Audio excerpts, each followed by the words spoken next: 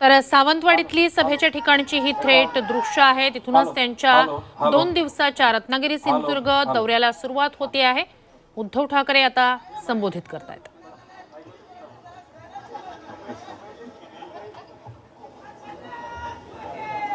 जमलेल्या माझ्या तमाम हिंदू बांधवांनो, भगिनी आणि मातांनो, मगाशी भास्करराव बोलत होते तेव्हापासून यांचा आग्रह आहे, नाही जाऊ द्या, आज रविवार आहे, कोंबडी वडी तर झालेच पाहिजेत ना. आता त्याचं जे काय करायचं होतं, पिसं काढायची ती तुम्हीच काढलेली आहात. कोंबडी चोराची पिसं तुम्हीच काढली. आणखीन काही नवीन उगवली असेल तर ती पण उपटून टाका. आणि मी इथे एवढा आलोय, उगाच माझं तोंड खराब करून घ्यायला आलेलं नाही. अमृत नोनी आर्थो प्लस, ये एक प्रूवन फॉर्मूला है. इसमें मौजूद नोनी फल के गुण और आयुर्वेदिक जड़ी बूटियां शरीर को जरूरी पोषक तत्व देने के साथ साथ हड्डियों और जोड़ों के घिसने, उनमें होने वाले सूजन और दर्द को रोकने में मदद करता है. दर्द मुक्त जीवन के लिए अमृत नोनी आर्थो प्लस. मी तुमच्यासाठी विनायकना सांगितलं की हा जनसंवाद नाही, हा कुटुंब संवाद आहे.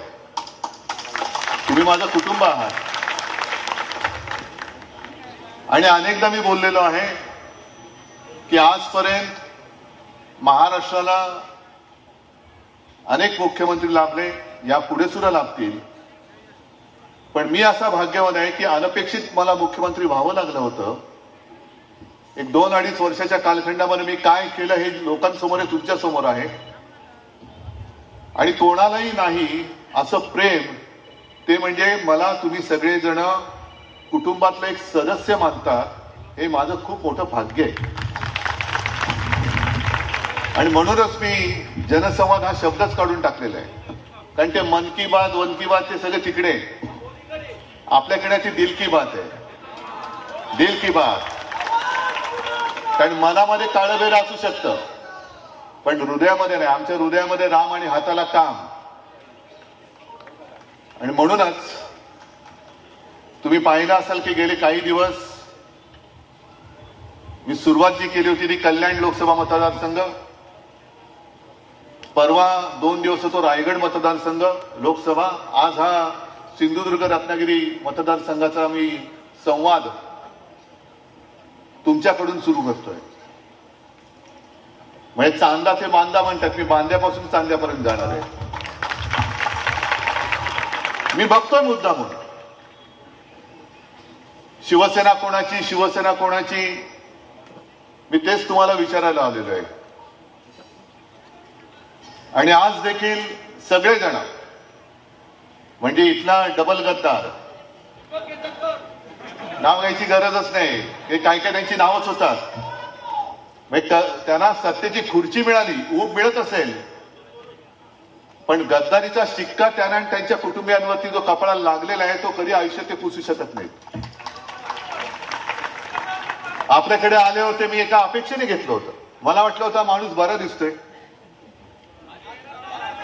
दररोज म्हणजे दर आठवड्याला, दर 15 दिवसांनी शिर्डीला जातात साईबाबांचं दर्शन घ्यायला. म्हटलं देवा धर्माचा माणूस दिसतोय, श्रद्धा आणि सबुरी. पण कोणत्याही पक्षावरती श्रद्धा नाही आणि थांबण्याची सबुरीच नाही. आणि आता भास्करराव काहीतरी सांगत होते, ते पुढच्या सभेत सांगा तांदळाचा किस्सा. काहीतरी तांदूळ वगैरे टाकतात असं म्हणतात, मला नाही माहिती. तर ही अशी सगळी माणसं, तेव्हा सुद्धा मी घेतलं होतं की एक जरा माणूस बरा दिसतोय.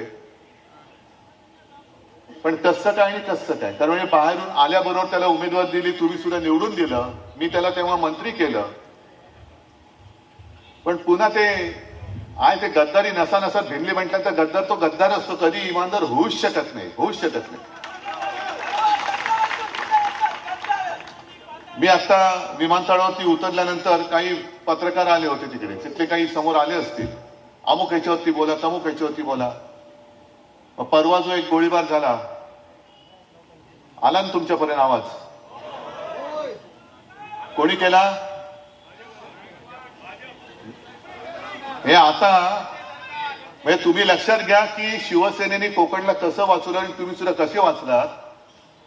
तेव्हा जर का विनायक राऊत आणि आपले सगळे लोक तुम्ही निवडून नसते दिले तर आज कोकणची काय हालत झाली असती.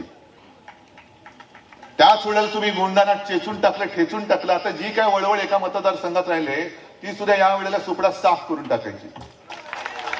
म्हणजे गुंडांचा सुपडा साफ नाही, कोकण एकदम साफ करून टाकायचं.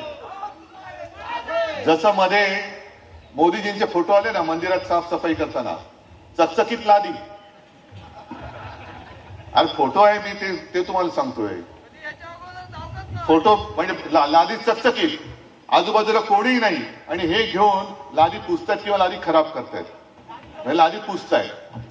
तसं तोच झाडू घेऊन यावेळेला जो एक मतदारसंघ राहिला आहे तिकडनं सुद्धा ही घाण साफ करून टाकायची. इथून तर करायचीच आहे, सावंतवाडी तर करायचीच, आणि बाजू सुद्धा एक जी आहे ती करायचीच. बाकी वैभव तर बसलेले असते, त्यांनी गेल्या वेळेला साफ केलेली आहे. आणि तुमच्या आशीर्वादाने विनायक राऊतांनी लोकसभेत सुद्धा साफ करून टाकलेलं आहे. गणपत गायकवाडीने जो गोळीबार केला त्याचं पटकन ते व्हिडिओ चित्रीकरण बाहेर आलं. कोणी मागितलं होतं? सीसीटीव्ही फुटेज कोणी मागितलं होतं? आलं. मी मुद्दामून तुम्हाला या गोष्टी सांगतोय कारण कोणी न मागता गणपत गायकवाडांनी केलेल्या गोळीबाराचं सीसीटीव्ही फुटेज हे तुमच्यापर्यंत पोहोचलं. पण लबाडाने जो एक निकाल दिला आणि शिवसेना मिंद्याची सांगितली, यांची शिवसेनेची घटनाच नाही, शिवसेनेमध्ये पक्षप्रमुख पदच नाही. मग ती सुद्धा जी आम्ही फिल्म दाखवली त्याचे चित्रीकरण आमच्याकडे नाही मागितलं, आयोगाकडे मागितलं. आयोगाने सांगितलं आमच्याकडे नाही, आणि ते चित्रीकरण आम्ही जनतेच्या न्यायालयात तुम्हाला समोर ठेवलेलं आहे. हा फरक लक्षात घ्या. हे जरा मला बोलू द्या ना जरा थोडा वेळ. तर हे चित्रीकरण दाखवावं लागलं. पण गणपत गायकवाडांचं चित्रीकरण हे कोणीही न मागता दिलं सोडून. आणि गणपत गायकवाडांचं जे काही चित्रीकरण आहे सीसीटीव्ही फुटेज गरजच नाही, कारण गणपत गायकवाडांनी कबूलच केलेलं आहे की होय मीच याला गोळ्या घातल्या, आणि गोळ्या का घातल्या त्याची चौकशी होणार आहे की नाही. मी गणपत गायकवाडांची बाजू घ्यायला आलेलो नाही, अजिबात नाही. पण गणपत गायकवाडांनी सांगितलं की हा मिंदे जर का राज्याचा मुख्यमंत्री असेल तर या राज्यात गुंडांची पैदास होईल. आणि या मिंदेनीच मला गुंड बनवलं. कारण ज्या वेळेला पोलीस स्टेशनच्या आवारात गणपत गायकवाडांच्या मुलाला धक्काबुक्की झाली, मारहाण झाली, तेव्हा पिसाळून एक बाप म्हणून मी गोळीबार केला असं गणपत गायकवाडांचं स्टेटमेंट आहे. आणि त्याही पेक्षा पलीकडे जाऊन एका जागेचा वाद असेल कोण बरोबर कोण चूक न्यायालय ठरवेल. पण त्याच्या बरोबरीने त्यांनी एक स्टेटमेंट दिलेलं आहे की माझे करोडो रुपये मिंदेंकडे आहेत, करोडो रुपये. मिंदे आणि मिंदेच्या पोरांनी कदाचित त्यांच्या वाटेत येणारा काटा त्याला उचकवून असा बाजूला केला असेल की आता तुरुंगात चढला की त्या मतदारसंघात कोणीच राहणार नाही आपल्याला विरोध करायला. गणपत गायकवाड कदाचित तुरुंगात जातील, आजही तुरुंगातच आहे. गुन्हा सिद्ध होईल कारण त्यांनी कबुलीच दिलेली आहे. पण मिंदेंकडे याचे करोडो रुपये आहेत आणि मिंदेंमुळे याला गुंडगिरी करावी लागले. त्या माणसाला काही शिक्षा होणार आहे की नाही, त्याचा राजीनामा, त्याला अटक होणार आहे की नाही. आता बघूया मोदी गॅरंटी कोणाला पावते. मिंदेला पावते तर त्यांच्याच भाजपच्या आमदाराला पावते ते बघूया. मोदी गॅरंटी येतच नाही 19 तारखेला. कुछ भी करो, भ्रष्टाचार करो, भाजपा में आ जाओ, आपको पद मिलेगा, मोदी गॅरंटी है.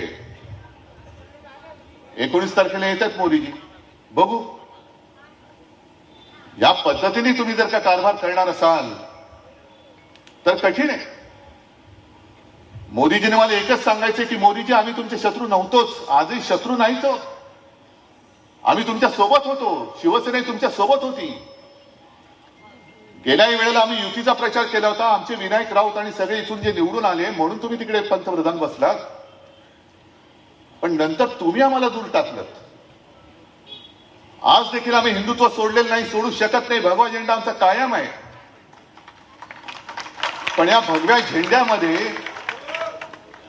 छेद मारण्याचं काम भाजपा करतंय. मोदी साहेब, हे सगळी तुमची जी काय पिलावळ आहे ना, यांनी जर का आजपर्यंत देशाचं काम केलं असतं तर तुम्हाला ही पक्ष फोडाफोडीची वेळच आली नसती. लोकांनी पुन्हा तुम्हाला डोक्यावर घेऊन निवडून दिलं असतं. सगळे ED, income tax, CBI, police जरा देशामध्ये फिरा ना, आम्ही जसे फिरतो तसे फिरा. काय कोकणवासी काय म्हणतायत हे इथे विनायकजी तुम्ही सांगितलं. मी या काय काय गोष्टी मी आता लक्षात पण ठेवल्या नाही. कोकणासाठी मी काय केलं. मेडिकल कॉलेज परमिशन दिली ना की नाही दिली. त्याच्याही आधी मी एका मेडिकल कॉलेजला परमिशन दिली होती. आता मला काय माहिती तिकडे मेडिकल कॉलेज उघडले तर कोंबड्या ठेवायचा कारखाना उघडलं, गोदामनी उघडलं. पण मी पक्ष नाही पाहिला, माणूस नाही पाहिला.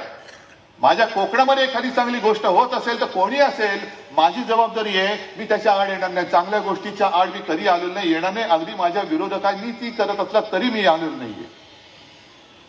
ही वृत्ती आहे आमची. याला शिवशाही म्हणतात. पण हे सरकारचं मेडिकल कॉलेज होऊ नये म्हणून कोण तिकडे जाऊन बसलं होतं, झारीतले शुक्राचार्य कोण होतं, याचं नाव मला घ्यायला लावू नका. मला थेट त्या मग आरोग्यमंत्र्यांशी बोलावं लागलं, मनसुख मांडविया, कारण ते माझ्या परिचयाचे आहेत. मी त्यांना बोललो आणि त्यांना सांगितलं की तुम्ही अशा अडकाठ्या आणू नका. तुमचा कोणतरी बोलतोय म्हणून तुम्ही माझ्या जनतेवरती का अन्याय करता. म्हणजे एक तर स्वतः काही करायचं नाही, दुसऱ्याला काही करू द्यायचं नाही आणि दुसरं गटार फुटल्यासारखं बडबडत राहायचं. त्यांच्या नादी कोणी लागत नाही आणि लागू सुद्धा नका. विसरून जा त्यांना. ते कधी होते हे सुद्धा आता मला ठेवू नका, कारण त्यांचा काडीचाही उपयोग आता कोकणाला आणि राज्याला राहिलेला नाही. विसरून जा. आज मी तुमच्या समोर आले ते एवढ्यासाठी आलेलो आहे की अजूनही निवडणुकीचं रणशिंग फुंकलं गेलेलं नाहीये. निवडणुकीचा नारळ जेव्हा फुटेल, प्रचाराचा नारळ फुटेल, तेव्हा या मतदारसंघामध्ये मी येणारच आहे, परत येईनच. तो काय प्रश्न नाहीये. आणि मला खात्री आहे मी नुसता प्रचारालाच येणार नाही तर विजयाच्या सभेला सुद्धा मी येणार आहे. मी विजयाच्या सभेला येणार, कारण कोकण माझं आहे. कोकण माझं आहे. सगळे कोकणवासी जे आहेत, तुमच्यावरती त्यांनी जुलूम जबरदस्ती तेव्हा केली होती तरी देखील तुम्ही ताठ पाण्याने उभे राहिलात. आणि मला आठवत आहे की एक काळ मधला असा होता की गुंडागर्दीचं इकडे थैमान होतं. आपले गोवेकर काय, आणखीन सगळी नावं, वैभव बसल्या त्याच्या काकांचं, त्याच्यानंतर सत्यविजय श्रीधर नाईक, सत्यविजय भिसे, ही सगळी नावं ही कशी कोण होती काय होती यांचा अजूनही पत्ता लागलेला नाहीये. पण तेव्हाच जर का तुम्ही कीड चिरडली नसती तर ही परंपरा, ही यांची घराणेशाही, गद्दारांची घराणेशाही ही आज पण चालू राहिली असती. माझ्यासमोर मी मुख्यमंत्री असताना काही प्रकल्प जरूर आले होते. वैभव तू पण आला होता, आपले सगळे इथली लोक आली होती. मग पर्यटनाबद्दल असेल, आदित्य तेव्हा पर्यटन मंत्री होता. कोकणाला चांगला सागर किनारा लाभलेला आहे, त्याच्यासाठी सुद्धा आपण एक धोरण ठरवत होतो. आणि पर्यटनासाठी एक असा प्रकल्प माझ्या समोर आला होता. मी म्हटलं याची खातरजमा करा आणि गो अहेड. कोणता प्रकल्प होता? पाणबुडी पर्यटन प्रकल्प, सबमरीन. मी गो अहेड दिला त्याला. दुर्दैवाने यांनी गद्दारी करून सरकार पाडलं आणि मधल्या काळामध्ये एक नौदल दिन साजरा झाला. इकडेच किनाऱ्यावरती झाला होता ना, मालवणला, म्हणजे आपल्याच किनाऱ्यावरती. मला पण बरं वाटलं की अरे अटलजींच्या सुद्धा जे लक्षात आलं नाही ते यांच्या लक्षात आलं. आणि नौदल दिन प्रथमतः मला माझ्या माहितीप्रमाणे कोकणामध्ये साजरा झाला. सगळं तो आपला काय ती शक्ती प्रदर्शन झालं. प्रधानमंत्री आले. माझी अशी अपेक्षा होती की प्रधानमंत्री पहिल्यांदा किंवा काही वर्षानंतर कोकणात येत असतील तर कोकणाला काहीतरी भरघोस देऊन जातील. कारण निसर्ग चक्रीवादळात आले नाहीत, टोकतेच्या वेळेला आले नाहीत. त्या संकटामध्ये एक पैसा त्यांनी महाराष्ट्राला दिला नाही, ना कोकणाला दिला ना महाराष्ट्राला दिला. अवकाळीचा पैसा दिला नाही, संकटात पैसा दिला नाही. आता महाराष्ट्र आपल्या ताकदीवरती उभा राहतोच. आणि महाराष्ट्र नुसता ताकदीवरती स्वतः उभा नाही राहत तर स्वतःच्या ताकदीवरती देश सुद्धा उभा करतो. ही महाराष्ट्राची ख्याती आहे. पण मला असं वाटलं होतं की पंतप्रधान येत आहेत, काहीतरी भरघोस देऊन जातील. दिलं काहीच नाही. जाताना पाणबुडी, तो सबमरीन प्रकल्प गुजरातला घेऊन गेले. म्हणजे तुम्ही येताय, आता मला अशी भीती वाटते की ते आता महाराष्ट्रात वारंवार यायला लागलेत. देण्यासाठी येत नाहीयेत. मला भीती असे वाटते की जिथे येतात तिकडनं काय ते गुजरातला घेऊन जाण्यासाठी येतात. ठीक आहे, काय इकडे चल दे, काय इकडे घे. हे असे पंतप्रधान आपल्याला पुन्हा पाहिजेत. मी मुद्दामून, कारण हे पाठ करून बोलणं फार अवघड आहे. तुम्हाला जर मी आज सांगितलं की चला निवडणुकीच्या कामाला लागा, म्हणजे काय करणार तुम्ही? निवडणुकीच्या कामाला लागा म्हणजे काय? नुसतं ओरडत घोषणा देत फिरणार? तसं नका करू. ज्याप्रमाणे आता त्यांचा एक तो रथ फिरतोय, मोदी सरकार मोदी सरकार. आणि एक गोष्ट मला खूप समाधानकारक वाटते की गावकरी त्यांना अडवतायत, महिला पुढे जाऊन अडवतायत, अधिकाऱ्यांना विचारतायत, अरे हे मोदी सरकार आहे की भारत सरकार आहे? भारत सरकार असताना तू मोदी सरकार कसं काय लिहू शकतो? देशाचं नाव बदलून तुम्ही भारताच्या ऐवजी मोदी ठेवलेत का? नाही, पण आमच्या योजना त्याला योजना तर आल्या नाहीच, पण योजना मोदी सरकारच्या आहेत का भारत सरकारच्या? म्हणजे आता सुद्धा माझ्या फोनमध्ये एक शेतकऱ्याचं रेकॉर्डिंग आहे. हल्ली त्यांनी फोन सुरू केले, तुमच्यापैकी पण काही जणांना आले असतील. बरोबर नंबर घेतात, मग विचारतात, आपण भास्करराव जाधव का? तर भास्करराव म्हणतात, हो मीच. हा, काय तुमच्याकडे तुम्हाला केंद्राच्या योजना कळल्यात का? हो कळल्यात. मग तुम्ही पुन्हा भाजपला मतदान कराल का?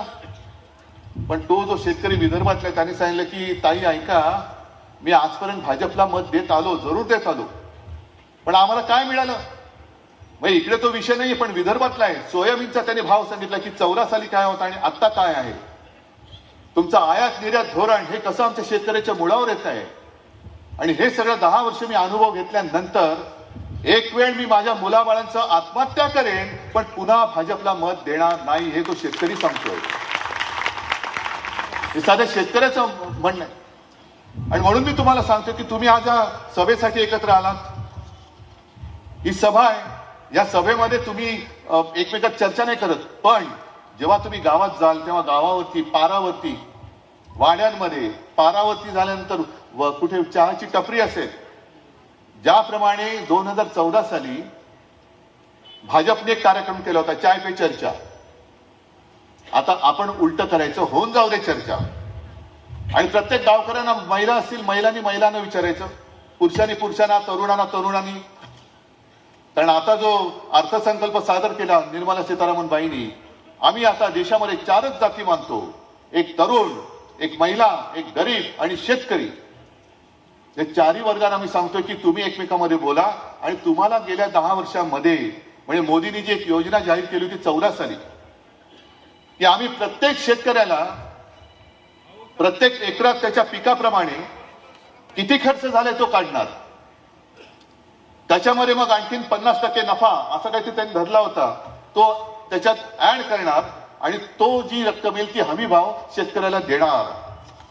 त्याला माझं आव्हान आहे, या कोकणामध्ये तसे मराठवाडा विदर्भासारखे शेतकरी तसे नसतील, पण मी महाराष्ट्रामध्ये जो फिरणार आहे तो याचसाठी फिरणार आहे की शेतकऱ्यांना बोला, तुम्हाला पीक विमा वेळेत मिळाला का? इथे काजू आहे, आंबा आहे, तुम्हाला कधी नुकसान भरपाई आता मिळाले का? बरं, पहिला प्रथम मी त्यांचं काही उडण काढण्याच्या आधी इकडे चोपतेचा फटका बसला होता की नव्हता बसला? निसर्गाचा बसला होता की नव्हता बसला? बसला होता ना. कारण मी आलो होतो तेव्हा इकडे, निसर्ग चक्रीवादळाच्या वेळेला मला वाटतं मी आलो होतो. आणि त्यावेळेला मी मुख्यमंत्री असताना जी मी मदत केली होती ती तुम्हाला, ज्यांचं नुकसान झालं होतं त्यांना मिळाली होती की नव्हती, हे जाऊन विचारा. माझी तयारी आहे. पण हे नुसतं घोषणांचा पाऊस पाडतायत आणि अंमलबजावणीचा दुष्काळ असेल तर दुष्काळात 13वा महिना असलेले मोदी सरकार आपल्याला नको, अजिबात नको. आम्हाला आता देशामध्ये 5वी बहुमताचं हुकुमशहाचं सरकार नको. आम्हाला इंडिया आघाडीचं मिलीजुली सरकार चालेल, कारण ते सगळ्यांना सांभाळून घेऊन पुढे जाणारं सरकार असेल. आणि या ज्या काही योजना आहेत या योजना सुद्धा तुम्ही विसरला असाल. एकदा त्यांनी ते भास्करराव तुम्ही आहात, रमेश तुम्ही पण आहात, जे आमदार आहेत, मला वाटतं पहिलंच अधिवेशन असेल, देवेंद्र फडणवीसांनी ते काहीतरी भारून केलं होतं ना, ते काय ती वसली 3 गावं, एक बदोन वसली, एक वसेची ना, एक होईची ना, ते तहीची ना. आणि मी त्याला उत्तर दिलं होतं, 15 लाख रुपये येत आहेत, 15 लाख रुपये यायची ना. विधानसभेच्या सभागृहात बोललो होतो. तसं या ज्या काही घोषणा आहेत, जनधन योजना म्हणजे मला काय माहिती नाही कोणाला किती मिळाल्या, उज्ज्वला योजना, आयुष्यमान भारत योजना, प्रधानमंत्री भारतीय जन औषधी योजना, ही मुळामध्ये काँग्रेसची योजना होती, त्याने नाव बदलून परत दिलं. पंतप्रधान स्वनिधी योजना म्हणजे पंतप्रधानांचा स्वतःसाठी काही निधी असेल का, पीएम केअर फंडासारखा, कल्पना नाही मला, पण त्या योजनेचं नाव प्रधानमंत्री स्वनिधी योजना आहे. म्हणजे प्रधानमंत्रीचा स्वतःसाठी निधी आहे का देव जाणे, असेल सुद्धा. जलजीवन मिशन योजना, पीएम किसान योजना, प्रधानमंत्री मत्स्य संपदा योजना. आता हा माझ्या कोकणाशी संबंधित भाग आहे. किती जण इकडे मासेमारीवरती किती जण आहेत, आपल्याकडे कोळी बांधव किती आहेत, त्यांना प्रधानमंत्री मत्स्य संपदा योजना याच्यातला किती लोकांना लाभ मिळाला. पण माझी माहिती अशी आहे की या योजनेचा जास्तीत जास्त लाभ हा गुजरातला मिळालेला आहे. म्हणजे सगळं गुजरात गुजरात गुजरात. आम्ही काय असेच पडलेलो टोळगे. या पुढच्या ज्या योजना आहेत, स्वामित्व योजना, उडान योजना, आत्मनिर्भर भारत योजना, स्वच्छ भारत योजना, बेटी बचाओ बेटी पढाओ योजना, संसद ग्राम योजना, त्याच्यानंतर 100 जवळपास तरी स्मार्ट सिटी करण्याचं सांगितलं होतं. किती स्मार्ट सिटी झाल्या देशामध्ये. हे निवडणुकीच्या कामाला लागा म्हणजे हे काम करा तुम्ही. नुसतं त्या निवडणुकीच्या तोंडावरती जर आपण गेलो आणि त्यांचे वाभाडे काढले तर लोक म्हणतील अरे हे बोलणारच करणे विरोधी पक्षात आहेत. तसं नाहीये. मी कोणाचाही विरोधक नाही. मी विरोधक हुकुमशहाचा आहे आणि मी विरोधक खोटारड्यांचा आहे. आजपर्यंत आम्ही तुमच्या सोबत होतो, 25-30 वर्ष राहिलो. आम्हाला वाटलं होतं की काहीतरी चांगलं होईल. पण चांगलं न होता जर तुम्ही आता सरकार म्हणजे काय, आपलं ज्या वेळेला मनोहर जोशी मुख्यमंत्री होते त्या सुमारास तुम्हाला सगळ्यांना कल्पना आहे, कारण बरेचसे तुम्ही मुंबईकर आहात, तुमचे नातीगोती मुंबईत आहेत. मुंबईमध्ये गँगवॉर फोफवलं होतं. गँगवॉर माहिती ना, म्हणजे रेल्वे स्टेशनवरती पण गोळ्या घातल्या जायच्या. कोणी कोणाला दिवसा तरी बातमी आहे की आज ह्याला उडवलास, त्याला उडवलास, त्याला उडवलास, ह्याला उडवला. आणि आपल्या युती सरकारने ते गँगवॉर मोडून काढलं होतं.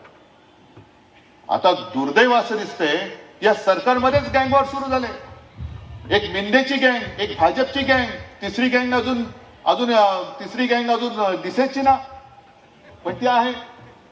कारण ती 70,000 कोटीच्या त्या सिंचन घोटाळ्यात बुडलेली आहे म्हणून तिला डोक्यावर काढतायत.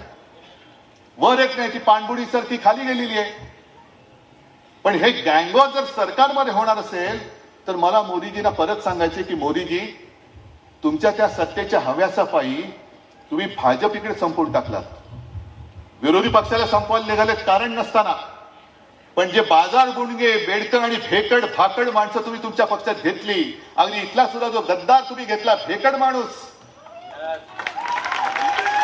हिंमत नाही. या फेकडांना घेऊन, फेकडांची फौज घेऊन तुम्ही माझ्या निष्ठावंतांच्या फौजेवरती चाल करून येताय. अरे तुमचा पक्ष शिल्लक राहिलाय कुठे. जर तुमचा उपमुख्यमंत्री आहे, देवेंद्रने मला सांगायचे की तुम्ही पाव उपमुख्यमंत्री झालात, पुन्हा येईन घोषणा करताना मोठे होतात. म्हणजे आता तुम्ही त्याला काय म्हणता, मी नाही म्हणत. म्हणजे घोषणा करताना काय होते आणि आता झाले चिराट. म्हणजे एवढं ते काय टरबूज त्याचं झालं चिराट. तरी तुम्हाला काय पटत नाही, तरी तुम्ही अजूनही धंदे करताय फोडाफोडीचे. अहो रात्र जागून मी आजारी असताना, मी जेव्हा काही हालचाल करू शकत नव्हतो तेव्हा तुम्ही हुडी वगैरे घालून या सगळ्या काळ्या रात्रीच्या ज्या काही करामती केल्या त्या तुमच्या पक्षावरती उलटल्या जातात. तुमचा पक्ष संपलाय, तुमचा पक्ष संपवलाय. माझी शिवसेना आहे तिकडेच उलटा आणखीन वाढले, फोफावले, आणखीन फोफावले. जिथे जातोय तिथे माझ्यासोबत लोक येत आहेत. आणि विशेष म्हणजे हिंदू तर आहेच, पण रायगडच्या 2 दिवसाच्या दौऱ्यात मोठ्या प्रमाणात मुस्लिम लोक बरोबर आले होते. कारण त्यांना पण कळते की अरे यांचं हिंदुत्व वेगळं आहे. यांचं हिंदुत्व म्हणजे धर्माधर्मामध्ये आगी लावणारं हिंदुत्व नाहीये. आमचं हिंदुत्व हे घरातली चूल पेटवणारं हिंदुत्व आहे आणि तुमचं हिंदुत्व हे घरं पेटवणारं हिंदुत्व आहे. आणि म्हणूनच मी हा संवाद दौरा सुरू केलेला आहे. कारण तुमच्याशी तुम्हाला कळलं पाहिजे की अरे आहे कोणतरी यांच्याशी लढणार आहे. ही लढाई मी लढतोय, ही लढाई तुमच्या ताकदीवरती लढतोय, तुमच्या भरोश्यावरती, तुमच्या आशीर्वादावरती मी लढतोय. अजूनही भारतीय जनता पक्षाला कळत नाही की हा उद्धव ठाकरे एकटा ह्याचा पक्ष फोडला, पक्ष चोरला, निशाणी काढली. यांच्या लोकांवरती आम्ही ईडी, इन्कम टॅक्स, सीबीआय सगळं लावतोय, तरी सुद्धा उभा कसा, कारण उद्धव ठाकरेचा जीव हा समोर बसलेला आहे. उद्धव ठाकरेची ताकद ही समोर आहे आणि ही ताकद यांचं संरक्षक कवच जोपर्यंत हे माझं वडिलोपार्जित कवच आहे. होय, मी घराणेशाहीचा वारसा घेऊन पुढे चाललेलो आहे आणि हे जोपर्यंत माझ्या सोबत आहे तोपर्यंत असे किती गद्दार होत, मला त्याची पर्वा नाही, कारण गद्दारांना गाडण्याची मला गरज असते. तुम्हीच बसल्यात तिथल्या तिथे चिराटासारखं ते फोडून टाकाल तुम्ही. आणि ही निवडणूक ही फार महत्वाची आहे. दरवेळेला निवडणूक ही महत्वाची असतेच, पण यावेळीची निवडणूक ही फार महत्वाची ती एवढ्यासाठी आहे की दरवेळेला 26 जानेवारीला आपण प्रजासत्ताक दिनाच्या शुभेच्छा देतो. हल्ली ते एक मोबाईलमुळे ते झाले, happy Ganpati Chaturthi, happy Diwali, happy new year, happy ते. तसं प्रजासत्ताक दिनाच्या पण शुभेच्छा. मला फक्त एवढीच धास्ती की जर यावेळेला पुन्हा हे राक्षस तिकडे बसले ज्यांनी गँगवॉर आज मुंबईमध्ये सुरू केलेले आहे, हेच जर का पुन्हा तिकडे बसले तर पुढचा 26 जानेवारी उजाडणार नाही, प्रजासत्ताक दिन असणार नाही, तो हुकुमशाह सत्ताक दिन आल्याशिवाय राहणार नाही.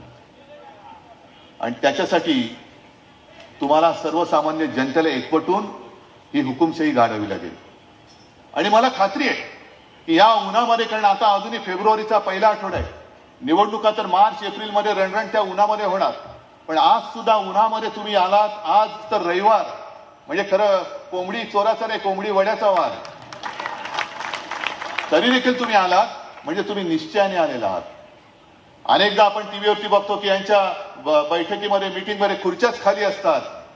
आमच्याकडे जे उभे आहेत त्यांना खुर्च्याच नाहीये, कारण इकडे एक सुद्धा भाड खाऊ नाही आलेला, इकडे एक सुद्धा भाड खाऊ आलेलं नाहीये. माझ्याकडे भाड्याची माणसं नसतात, माझ्याकडे रक्ता मांसाची आणि माझ्या हृदयाशी जोडली गेलेली माणसं असतात. आणि या सगळ्या तुमच्या माझ्या हक्काच्या, नात्याच्या, रक्ताच्या जनतेवरती भरोसा ठेवून मी लढाईला उभा राहिलेलो आहे. सोबत राहणार आहात, सोबत राहणार आहात.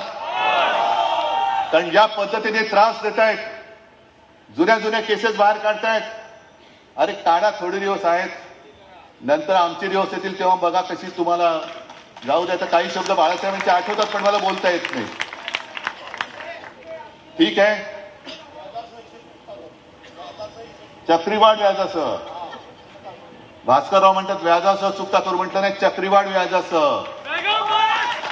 आणि एकदा असं त्यांचं डिपॉझिट जप्त करायचं की सगळ्या सावंतवाडी विधानसभा असेल, हा सिंधुदुर्ग रत्नागिरी असेल, इकडे जे आपल्या अंगावरती आले त्यांचं नाव पुढची पिढी विसरून गेली पाहिजे. आहे तयारी? चला ठीक आहे, सगळ्यांना शुभेच्छा देतो. जय हिंद, जय महाराष्ट्र.